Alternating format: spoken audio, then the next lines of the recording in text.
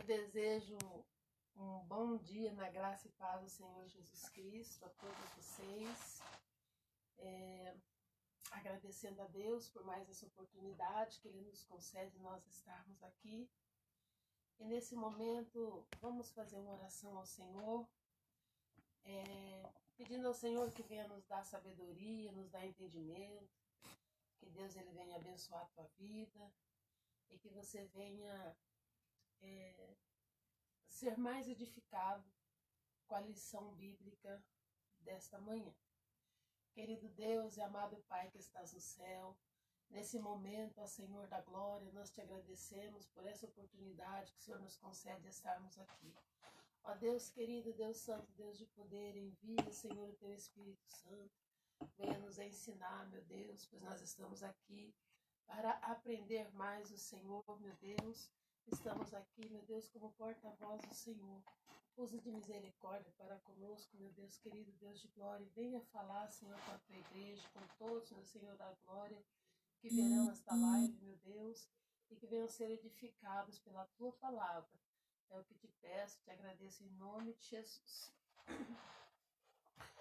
Bom, a lição desta manhã é a lição 9, um chamado à adoração e um alerta. Você quer ler, Ana Laura? Pode ler, fica em paz. Textual. Ó, vinde, adoremos e prestemo-nos e prostremo-nos e ajoelhemos diante do Senhor que nos criou. Salmo 95, versículo 6. A verdade aplicada. A adoração envolve cântico, alegria, reverência, proclamação, mas também obediência. Os objetivos dessa lição é mostrar que o Salmo 95 é um convite à adoração e entender o que é a adoração verdadeira e alertar que é preciso estar atento à palavra de Deus. O texto de referência está no Salmo 95, do versículo 1 ao versículo 10, que nos fala assim: vinde, cantemos ao Senhor, cantemos com júbilo a rocha da nossa salvação. Apresentemo-nos ante a sua face com louvores e celebremo-no com salmos, porque o Senhor é Deus, grande e Rei grande acima de todos os deuses. Não endureçais os vossos corações, como em Meribá, e como no dia da tentação no deserto, quando vossos pais me tentaram, provaram-me e viram a minha obra. 40 anos estive desgostado com esta geração, e disse, é um povo que erra de coração e não tem conhecimento dos meus caminhos. Nós vemos que o Senhor, Ele sempre nos chama a atenção, porque Ele não quer que nenhum de nós venhamos se perder. O hino sugerido é o 28, 124, 156. Eu gostaria que vocês louvassem o Senhor onde você está. No princípio, quando eu comecei a ver essa lição e a meditar nessa lição, eu louvei ao Senhor com os 3 hinos. Eu lá, sozinho no meu carro, eu louvando ao Senhor com esses hinos. Então, você também louve ao Senhor, sinta como se você estivesse dentro da igreja, organização, e louve ao Senhor, porque Deus, Ele é digno de todo louvor. E no 124 da harpa cristã. Adorai-o, Rei do universo, terra e céus, cantai ao seu louvor. Todo ser nu, grande mar submerso, louve ao dominador. Todos juntos o louvemos, Salvador e Redentor. Todos o louvemos, Régio dominador. Adorai-o, anjos poderosos, vós que sua glória contemplais, vós remidos, já vitoriosos, graças rendei-lhes mais. Todos juntos o louvemos, grande Salvador e Redentor. Todos o louvemos, Régio dominador. Sol e lua, coros estrelares, sua majestade anunciai. Hostes grandes, centos de milhares, o seu poder mostrai. Todos juntos o louvemos, grande Salvador e Redentor. Todos o louvemos, Régio dominador. Vento, chuvas, raios, trovoadas, revelai ao forte Criador. Voz de Senhor, serras elevadas, quão grande é meu Senhor. Todos juntos o louvemos, grande Salvador e Redentor. Todos o louvemos, Régio dominador. Altos cedros, gramas verdejantes, esta sinfonia aumentai. Aves, vermes, todo ser gigante, gratos a Deus louvai. Todos juntos o louvemos, grande Salvador e Redentor. Todos o louvemos, Régio dominador. Homens, jovens, velhos e meninos, adorai ao vosso Redentor. Reis e sábios, grandes, pequeninos, dai-lhe veraz louvor. Todos juntos o louvemos,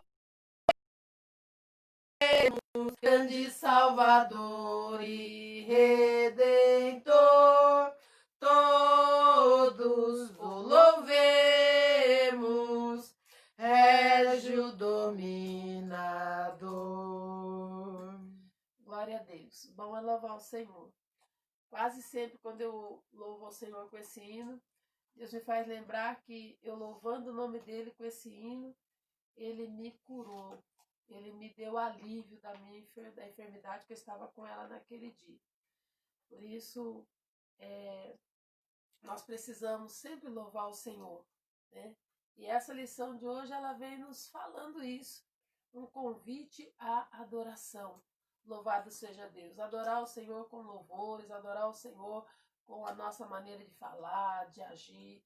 Em todo tempo nós devemos adorar o Senhor. A introdução nos diz, os Salmos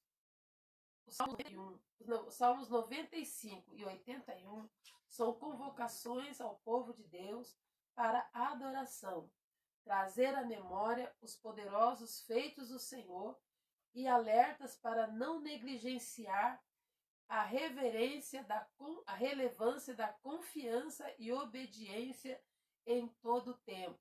Louvado seja Deus. Então nós precisamos sempre trazer em memória aquilo que Deus tem feito na nossa vida. Nós precisamos sempre relembrar os feitos do Senhor, desde quando o Senhor ele criou, desde quando o nosso Senhor ele resolveu criar o homem. Louvado seja Deus. E o homem, ele deve ser um objeto de adoração ao Senhor em todo o tempo, porque tudo que nós temos, que nós precisamos, que nós necessitamos, vem do Senhor. É Ele quem nos dá, é Ele quem nos concede, Ele é quem dá o ar que nós respiramos, Ele é quem dá o sol para nos aquecer, é Ele quem manda a chuva para produzir o alimento para as nossas vidas. Então Ele é digno de toda a nossa adoração, de todo o nosso louvor, de toda a nossa satisfação. Vem do Senhor e nós devemos agradecer a Ele em todo tempo, em todo momento. Louvado seja Deus. O item 1 nos fala assim, um convite à adoração. Quer ler, Ana Laura? O Salmo 95 é um convite à adoração e um alerta em relação ao ceticismo que atinge diversos servos do Senhor na caminhada cristã. Glória a Deus. Então, esse Salmo 95, como eu disse, como está escrito, é um convite. O ceticismo religioso. O que é o ceticismo religioso? Nós precisamos alertar para essa questão do ceticismo religioso. Foi fundado em 318 a.C. a 272 a.C., tendo a sua teoria sido fundamentada no fato de que o homem não tem habilidade e conhecimento suficiente para obter as respostas para tudo, seja uma verdade ou um conhecimento absoluto. A palavra cético tem origem grega em skepsis, que significa exame, investigação. Então, o que acontece? No decorrer da vida, no decorrer da nossa caminhada cristã, tem muitas pessoas que se tornaram céticos, porque eles não acreditam em tudo que a Bíblia diz. Não acreditam, porque se acreditasse, praticava a palavra do Senhor. Se acreditasse, aceitava a palavra do Senhor. Principalmente porque eu acredito que todos os cristãos querem morar no céu, querem um dia conhecer a Deus, ver Jesus como Ele é, louvado seja Deus. Mas o cético, o ceticismo, ele tem dois lados. Tem o lado bom e o lado ruim. Qual que é o lado bom? Quando você investiga, como está escrito aqui, investiga e procura ver se aquilo é verdadeiro ou não. Por exemplo, tem pessoas que têm dúvida da Bíblia Sagrada. Tem pessoas que não acreditam, por exemplo, que Deus tem para as almas que não se arrependem. Existe o inferno para as almas que não se arrependem. Mas não que Deus vai lançar a pessoa lá. A pessoa vai com as suas próprias pernas por causa das suas atitudes. Mas o cético, ele não crê que existe o inferno. E está escrito na palavra do Senhor que o inferno foi preparado para o diabo e seus anjos. Não foi preparado para o povo, para o ser humano. Mas muitas das vezes a atitude do ser humano faz com que ele vá para lá. Mas o cético não acredita que existe o inferno. E então, quando você, tem pessoas, como eu disse, não acreditam na Bíblia, quando você não acredita na Bíblia, mas você quer ter uma experiência com Deus, porque você já ouviu falar de Deus desde que você nasceu, então o que você tem que fazer? Procurar buscar, orar, falar com o Senhor, investigar, pesquisar. E aí, esse é o lado bom, de você não se acomodar em dizer, não, eu não creio e acabou. Não, não é dessa maneira e acabou. Porque Deus, o desejo de Deus é que todos nós cheguemos ao pleno conhecimento da verdade e venhamos herdar a salvação. Fala para ele segundo o que está no teu coração, que ele e você com desejo realmente de segui-lo, de ter uma vida plena com o Senhor, ore e peça para Deus, mas não fica acomodado no seu comodismo de não crer, de não acreditar, porque eu já vi muitos testemunhos de pessoas que teve arrebatamento de espírito, por quê? Talvez porque eles não acreditavam, mas eles queriam saber. E Deus, então, esclareceu a dúvida daquelas pessoas. Então, existe o lado bom do cético e o lado ruim. O que é cético? É um adjetivo que serve para caracterizar um indivíduo que é apoiante do ceticismo. O cético é uma pessoa que não acredita, que duvida ou se apresenta como incrédulo e descrente. Exemplo: muitos crentes ao longo da vida acreditam que a Bíblia é a infalível palavra de Deus, sem dúvida nenhuma. A respeito disso, o cético já não acredita em tudo que a Bíblia diz. Aquele que é cético, ele já não acredita em tudo que a Bíblia diz. O cético é uma corrente de pensamento e ideologias bastante popular, abrindo diversos questionamentos para seus seguidores. Apesar de popular e recorrente em todo mundo, muitas pessoas não sabem definir com exatidão exatamente a corrente de pensamentos que lhe é pregada. A corrente propunha não uma resposta, mas dúvida. Ou seja, um cético está sempre se questionando e duvidando das coisas, quebrando dogmas e considerando alguns pontos indiscutíveis às discussões. Por exemplo, nas religiões. O cético não acredita em nada metafísico, religioso, dogmas pregados. Tudo aquilo que lhe é apresentado como verdade deve ser questionado. Para provar suas ideias, ele usa o pensamento crítico e o método científico. Porém, não é necessário o envolvimento da ciência, o empirismo como conhecimento exigido. Existem dois tipos de cético, o absoluto e o relativo. O absoluto acredita que os sentidos enganam.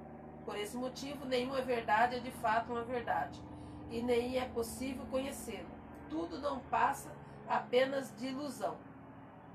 O cético absoluto é aquele que não adianta você falar, ele vai continuar montando razão e não vai descer de jeito nenhum. O relativo é aquele que não é impossível conhecer a verdade, negando em partes o conhecimento, mas aceitando que existe uma probabilidade de verdade. Mas, em geral, o cético compartilha de algumas características em comum.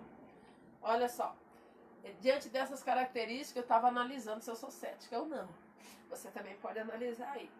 Duvida da verdade absoluta, questiona fenômenos metafísicos, defende a felicidade sem julgamento, apresenta neutralidade diante as questões, questiona dogmas e religiões, possui desenganadores que desmentem e impedem charlatismo e falsidade, confronta religiosos que partem para ataques pessoais ao invés de comprovarem suas crenças, nega tudo ao invés de questionar, mas só para casos específicos. Ou seja, o cético, ele acredita naquilo que lhe convém. Naquilo que não convém, ele não acredita. Ou seja, se a Bíblia, por exemplo, vai contrário a uma vontade dele, vai contrário a algo que ele gosta muito, ele já, tipo assim, ó, isso eu não acredito. Porque imagina que Deus vai me impedir de ser feliz. Imagina que Deus vai me impedir de usar aquilo que eu gosto ou fazer aquilo que eu tenho prazer. Então, o cético, ele acredita naquilo que convém a ele. O que não convém, ele deixa de lado. E diante disso, nós vemos muitos cristãos que estão se tornando céticos e ao longo da vida, da nossa caminhada cristã. Isso é tão sério, que Jesus Cristo, certa feita, ele disse: quando o Filho do Homem vier por acaso...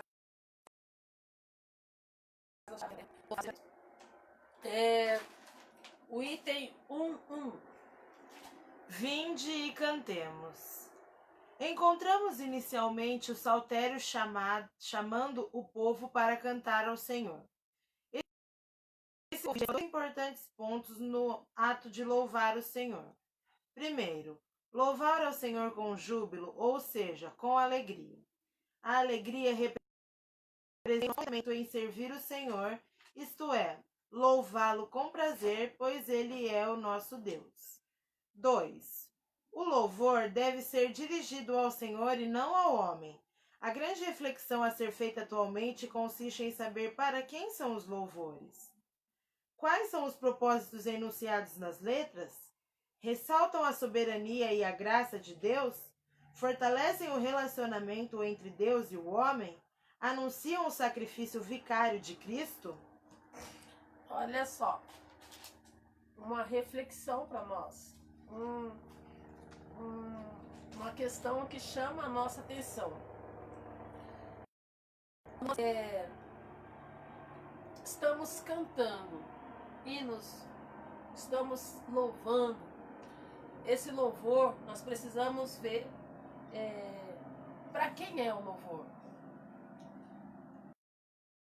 O cântico, os hinos, é um ato de adoração ao Senhor. Com os nossos hinos, com as nossas músicas, nós estamos apresentando ao Senhor uma verdadeira adoração. Louvado seja Deus. 2 fatos adorar ao Senhor com júbilo, com alegria. Você louva ao Senhor com júbilo, com alegria. Louvado seja Deus. Reconhecendo que, como já disse no início, reconhecendo ao Senhor, reconhecendo que o Senhor ele é digno de toda a tua adoração, de toda a tua gratidão. A alegria representa o nosso contentamento, a nossa satisfação de estar na presença do Senhor. Porque a palavra de Deus, em Mateus 18:20, diz que onde estiver 2 ou 3 unidos no nome do Senhor, ele está presente. Então, quando você está louvando ao Senhor, você ali, o pastor está ali, tem mais membros da igreja ali, e você está louvando ao Senhor, Deus está presente ali, porque tem uma reunião em nome dele, nós estamos reunidos no nome dele. Então, quando você está louvando ao Senhor, é preciso que você sinta alegria na alma, de louvar ao Senhor. Não é aquela coisa que esse louvor venha a ser recebido pelo Senhor. A honra, a exclusividade é do Senhor. Louvado seja Deus. Nessa questão, eu pude destacar dois louvores que eu estava meditando nele. Tem um hino que fala raridade. Esse hino é exclusivamente voltado para o homem. E não exalta Deus. Ao passo que tem um outro hino que fala assim, ó, Santo, Santo, Santo, Deus onipotente. Esse hino é exclusivo em adoração a Deus. Então, quando nós estamos selecionando um hino para louvar o nome do Senhor, nós precisamos ver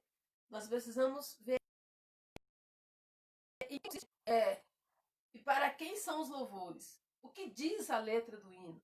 Está em conformidade com a palavra de Deus? Está anunciando os feitos do Senhor, a grandeza de Deus? Porque nós temos que ter em mente que a nossa boca deve louvar o Senhor, deve adorar a Deus, fazendo com que a igreja venha relembrar os feitos do Senhor e venha se aproximar mais de Deus. E se nós não estamos fazendo isso no momento que nós estamos louvando ao Senhor, nós devemos rever e pensar, bom, o hino é para quê? Direcionado a Deus, não é? Então, tem que falar de Deus. O hino, nós sabemos que Deus, ele é rei sobre reis, senhor dos senhores, então ele é digno de toda a nossa adoração. E nós, humildemente, estamos servindo ele e adorando ele. Então, se o hino não exalta o nome do Senhor, esse hino não vai ser recebido. A nossa adoração, ele responde com fogo. Ele faz com que a igreja se alegre. Então é muito importante que nós venhamos pensar sobre isso. Quais os propósitos enunciados na letra do hino? Deus exalta a soberania de Deus, o relacionamento entre Deus e o homem anuncia o sacrifício de Cristo na cruz do Calvário, nós precisamos sempre estar voltado para o que Cristo fez por nós na cruz do Calvário. Porque se nós estivermos sempre focados no que Cristo fez por nós na cruz do Calvário, a gente vai esquecer o mundo e vai se aproximar dele. A gente vai esquecer as coisas que entristecem ele e vai buscar na palavra de Deus aquilo que agrada a Deus. Buscar na palavra de Deus aquilo que faz com que a gente venha se tornar verdadeiros adoradores. Então esse salmo, ele chama a nossa atenção a isso, que nós precisamos ter o hábito de louvar, mas um louvor que Deus venha receber. Item 2. Ele está acima de todos os deuses. Do versículo 3 em diante, o salmista identifica as razões pelas quais deve adorar ao Senhor. E a primeira delas consiste no fato de que ele é o grande rei acima de todos os deuses. A Bíblia relata que outros povos adoravam outros deuses. Consequentemente, o povo de Israel convivia com nações politeístas. Nessa convivência, em diversas circunstâncias, o povo de Israel construiu para si ídolos e passou a adorá-los. Um dos maiores esforços dos profetas foi pregar contra a idolatria em Israel. Mesmo sendo um povo escolhido por Deus, inclinavam-se à doutrina e à idolatria e, por isso, foram punidos várias vezes. O apóstolo João ensina: filhinhos, guardai-vos dos ídolos. Paulo exortou: fugir da idolatria. Engana-se quem pensa que idolatria está relacionada apenas à imagem. É preciso afastar-se de tudo que possa tomar o lugar de Deus. Então, nós estamos vendo o que aconteceu na época do povo de Israel. Na época do povo de Israel, Deus, ele faz aliança com o homem. E Deus fez uma aliança com o povo de Israel. Só que o povo de Israel, no decorrer da caminhada no deserto, e até mesmo quando eles entraram na aliança. Por quê? Porque eles estavam no meio de povo politeísta. Quem são os povos politeístas? Aqueles que não adoram um único Deus. Mas são vários. Aqueles que ele acha que, por exemplo, eu vi falar que tem um país aí que adora vaca, adora bicho, adora animais, adora sol, adora lua, adora tudo. Ou seja, nações politeístas. Mas o povo de Israel, eles eram para adorar o único Deus, o Deus criador dos céus e da terra, porque não existe outro criador a não ser o Deus da Bíblia, aquele que criou os céus e a terra, aquele que formou o homem, aquele que tirou o povo de Israel da terra do Egito. E aquele povo jurou fidelidade ao Senhor. No momento da aliança, ele jurou fidelidade ao Senhor. Mas no decorrer do tempo, eles foram olhando para as nações ao redor e foram adotando outras imagens de escultura para eles adorar. Então nós vemos o quê? Que o Senhor, desde o princípio, desde quando ele passou os 10 mandamentos lá para Moisés, ele falou assim: olha, não farás imagem de escultura para ti, nem semelhança alguma do que é em cima dos céus, nem na terra, nem debaixo da terra, não te encurvarás a elas. E o povo foi desobediente ao Senhor. Isso também nós podemos ver no dia de hoje. Quando no ato do teu batismo, você faz uma confissão ao Senhor, você assume um compromisso com Deus de ser fiel à palavra do Senhor.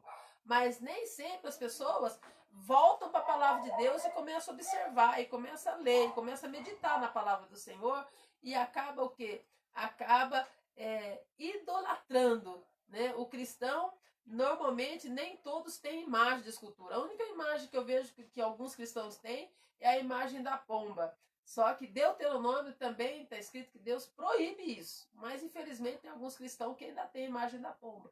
Mas o que acontece? Mas muitas das vezes as pessoas não têm uma imagem de escultura, nós cristãos, mas às vezes idolatra o próprio corpo, idolatra aquilo que... Tudo que a Bíblia diz que tudo aquilo que ocupa o lugar de Deus, você vai ver no decorrer dessa lição, é idolatria. Então nós devemos o quê? Sempre estar com os nossos olhos voltados para a palavra de Deus. Não olhar para a direita e nem olhar para a esquerda. Porque o mundo dita a moda, o mundo dita as regras. E nós cristãos, nós devemos ficar com aquilo que a palavra de Deus dita. Porque nós somos do Senhor.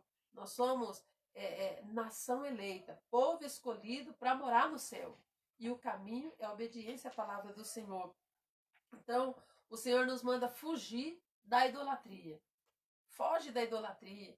Louvado seja Deus. Por quê? Porque se você ler o Salmo 95:11, você que está aí na tua casa, que tem a tua Bíblia aí, abra no Salmo 95, versículo 11, que você vai ver o que aconteceu com o povo que se distanciou dos ensinamentos de Deus, se distanciou daquilo que Deus ensinou o povo. Louvado seja Deus. Salmo 95:11, olha só. Por isso jurei na minha ira que não entrarão no meu repouso. Por isso, meus queridos irmãos, que a palavra do Senhor nos diz que muitos são chamados, mas poucos escolhidos. Por quê? Porque muitos começam no espírito, naquele fervor, naquele desejo de adorar mais e mais e mais. Mas quando começa a olhar para os lados, a olhar os costumes do mundo, começa a se distanciar da verdadeira adoração. Começa a deixar a palavra de Deus de lado. E isso faz com que o povo vá se afastando de Deus. E o Senhor, ele diz que ele está conosco enquanto a gente estiver com ele. E está com ele, está com a palavra dele. Louvado seja Deus. Item 3. Nas suas mãos estão as profundezas da terra. Outra razão para adorar ao Senhor consiste no fato de que em suas mãos estão as profundezas da terra. Ele é o dono da terra, tudo está sob sua mão. A Bíblia afirma: no princípio criou Deus os céus e a terra. A terra surge pelo poder da sua palavra. Criou todo o cenário para que o homem pudesse viver, delegando a ele a tarefa de cuidar, zelar e dela tirar o seu sustento. Assim, o salmista convoca o povo para louvar o Criador, pois, embora sendo dono de tudo, compartilhou com o homem os seus benefícios. Por essa razão, é preciso cantar com alegria em adoração ao Senhor Deus. Lendo esse item 3, nós vemos o quê? Que em todo tempo nós precisamos se lembrar dos feitos de Deus. Nós precisamos se lembrar do que Deus fez. Mas o que acontece conosco, nós cristãos? O que acontece? A gente está muito preocupado com o que o diabo faz no mundo e não está preocupado com o que Deus faz com o povo dele. Nós precisamos voltar os nossos olhos para a palavra de Deus. Por exemplo, se a televisão tira o teu espaço, o teu momento com Cristo, isso é um ídolo. É um objeto que você está deixando a palavra de Deus, o tempo da palavra do Senhor. Isso é idolatria. Então, esse salmo, esse item 1:3, nós vemos que o Senhor, ele é Deus grande, ele é Deus tremendo, ele criou todas as coisas. Nós se voltar para ele. Por quê? Porque o mundo louva o mundo. Agora nós, que pertencemos ao reino dos céus, devemos louvar o Criador, o Senhor da nossa vida. Procurar saber dos feitos de Jesus Cristo, os feitos de Deus, lá para o povo de Israel, para os apóstolos, para os irmãos que estão aí espalhados pelo mundo. Não saber dos feitos que o diabo faz, porque ele não veio senão matar, roubar e destruir. Isso não vai servir de edificação para a gente. Mas o que vai servir de edificação para nós é nós se voltar para a palavra de Deus. Por isso que essa lição, o objetivo é um alerta que é preciso estar atento à palavra de Deus. Toda a nossa atenção deve estar voltada à palavra do Senhor. E a Bíblia evangélica, ela tem 66 livros que você pode saborear, você pode se deliciar na palavra do Senhor, você pode buscar o entendimento por que as guerras lá na época do povo de Israel, por que as nações ao redor foram exterminadas, o que aconteceu, por que Deus vidas Eu ouvi alguém, eu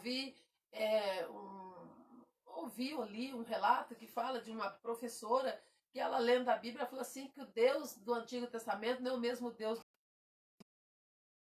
era sanguinário. E isso por quê? Porque não entendeu a palavra, não saboreou a palavra, não buscou o entendimento da palavra.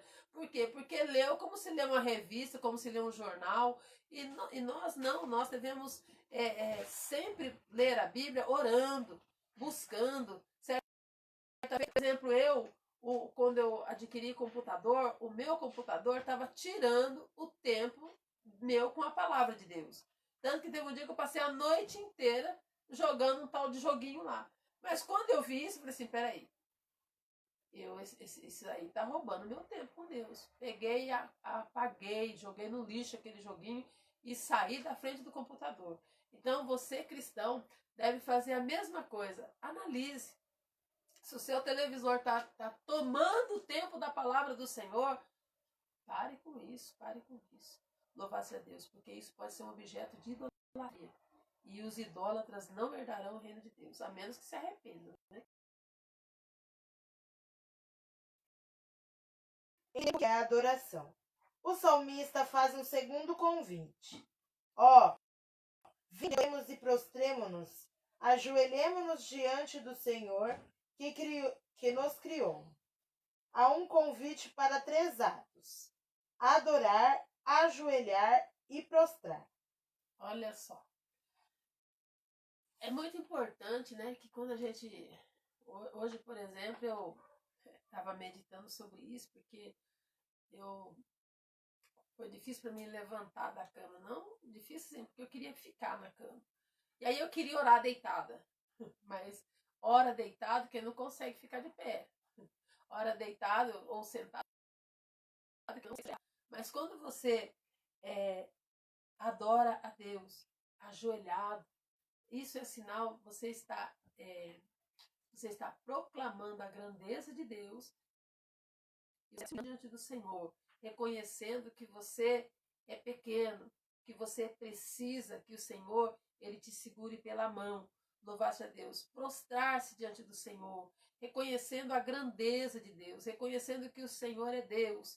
E ainda que nós somos pó e cinza, ainda que a nossa vida é finita, louvado a Deus, mas Ele nos amou.